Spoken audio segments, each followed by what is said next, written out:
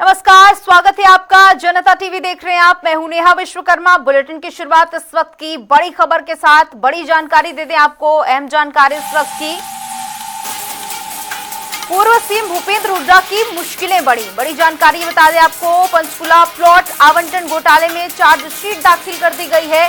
14 औद्योगिक प्लॉट आवंटन घोटाले में सीबीआई का एक्शन। बड़ी जानकारी। चार्जशीट में हुड्डा और पूर्व आईएएस समेत तमाम जो अफसर है वो नामजद है और चार्जशीट में हुड्डा को मुख्य बताया गया है। हुड्डा और एचएसवीपी के अध्यक्ष थे पूर्व सीएम और 30 करोड़ के प्लॉट चहेतों को 7.85 करोड़ में अलॉट किए गए। सीबीआई ने 2016 में दर्ज किया था धोखाधड़ी का मामला और मामले में अगली सुनवाई 4 जून को होगी। तो ये इस वक्त की बड़ी जानकारी। मामले में ईडी भी दाखिल कर चुकी है अपनी चार्जशीट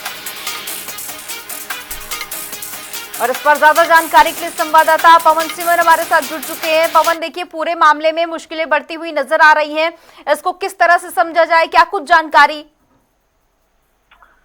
आप देखिए, पूर्व मुख्यमंत्री और मौजूदा नेता विपक्ष भूपेंद्र सिंह हुड्डा की जो मुश्किलें हैं जी वो लगातार बढ़ रही है। जो अब नया मामला है उसमें 14 जो औद्योगिक प्लॉट आवंटित हुए थे पंचकुला में जी उसमें सीबीआई ने जो चार्जशीट है वो दाखिल की है।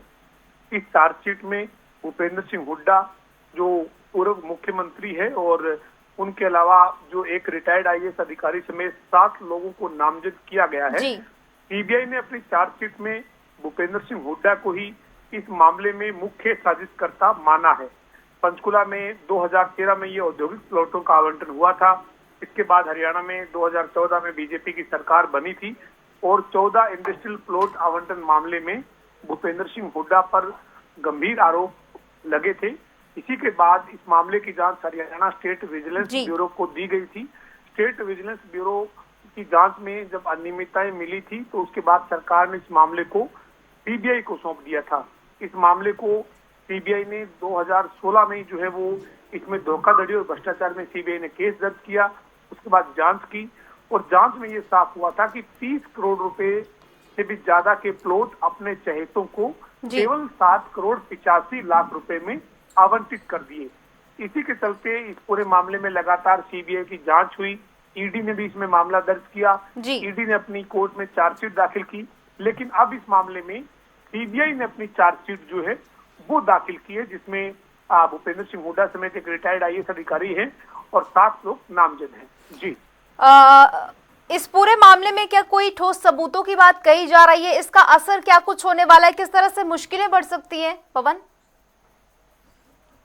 देखिए, जाहिर सी बात है 2013 में ये पंचकुला में 14 इंडस्ट्रियल प्लॉट का आवंटन हुआ। उसके बाद में अनियमितताओं को अपने चहेतों को फायदा देने का आरोप लगा और उसके बाद 2014 में जब सत्ता परिवर्तन हुआ, बीजेपी की जब सरकार पूर्ण बहुमत की पहली बार हरियाणा में बनी तो इस पूरे मामले की जांच सौंपी गई स्टेट विजिलेंस ब्यूरो को।